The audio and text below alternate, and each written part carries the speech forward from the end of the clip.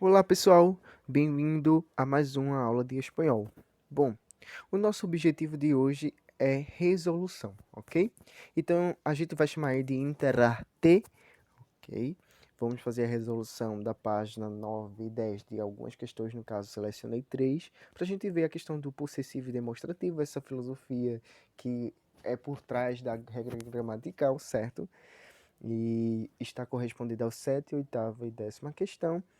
E a resolução da página 10 com a questão 1, que é a interpretação textual. Então a gente vai ver aqui quais são as bases do texto e da compreensão gramatical que temos do espanhol, certo? Então vamos lá. Iniciando aí com a questão 7. E a questão 7 traz aquela questão de uso do pronome possessivo, certo? Então, qual é o pronome possessivo? Como é que se dá esse pronome possessivo? Bom, existem duas maneiras da gente utilizá-lo. Será antes de um substantivo ou pós-substantivo. Quando eu colocar ele antes do substantivo, eu vou dizer que ele está tendo a função de um adjetivo, ou seja, ele vai acompanhar determinado substantivo. Lembrando também que eles são formas apocopadas, ou seja, há um apagamento, certo? De algumas partes dessa palavra. Quando ele vem posterior ao substantivo, ele tem a função de um pronome, ok? Então ele está na sua forma integral, sem ser apócope, ok? E qual é a forma integral? Seria suyo, suya, suyos ou suyas. Então é só para a gente ver também aí em relação à terceira pessoa. E aí tuyo, tuya, tuyos, tuyas e aí por diante, ok?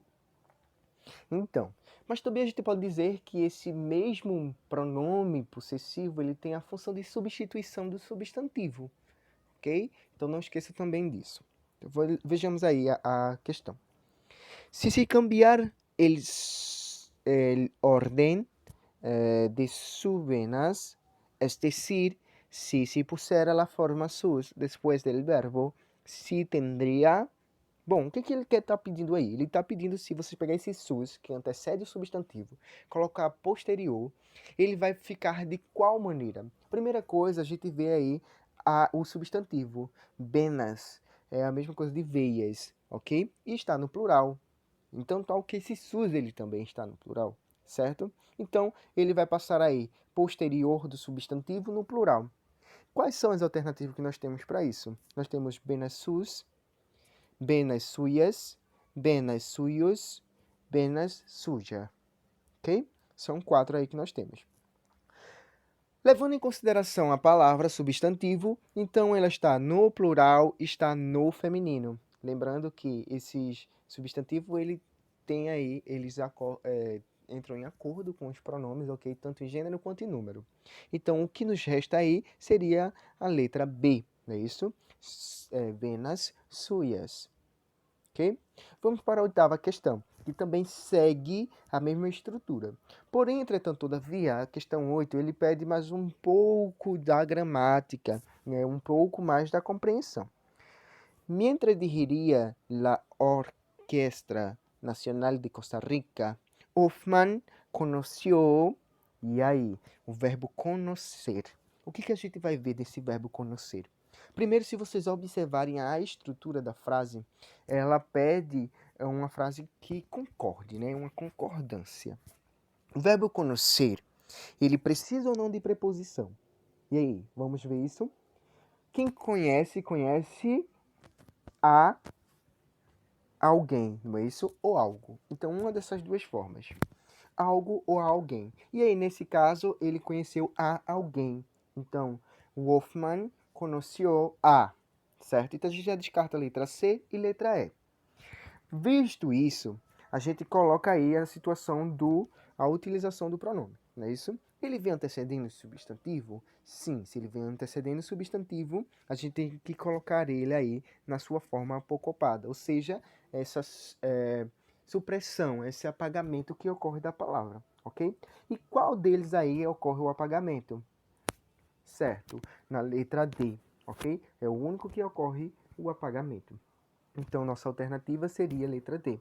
Mas vamos lá. Professor, e esse actual, que antecede o substantivo, ele vai influenciar? Nesse caso, não. Porque nesse caso, a gente observa a colocação do substantivo. Ou ele vem antecedendo esse substantivo, independente da posição, ou ele vem posterior.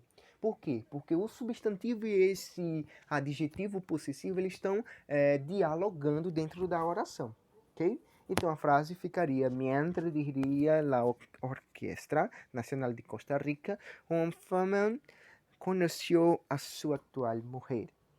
Ok? Certo?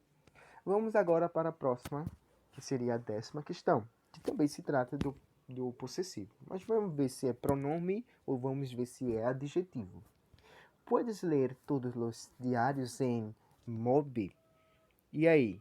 Ele está antecedendo esse substantivo, então só utilizamos aí a nossa forma apocopada. Agora seria o quê? Seria tu acentuado, tu sem acento, tuyo não é, ele tuyo também não é, ok? Então nos resta aí o tu sem acento, que é justamente o adjetivo possessivo, ok, pessoal? Então vejamos aí tu. Porque eu sei que é tu. Se caso não tivesse aí, tivesse um suyo, por que não seria um suyo ou um su?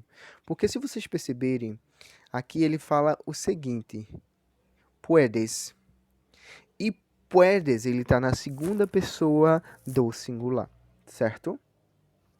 Vamos aí para a 10ª questão e última, que é a interpretação textual.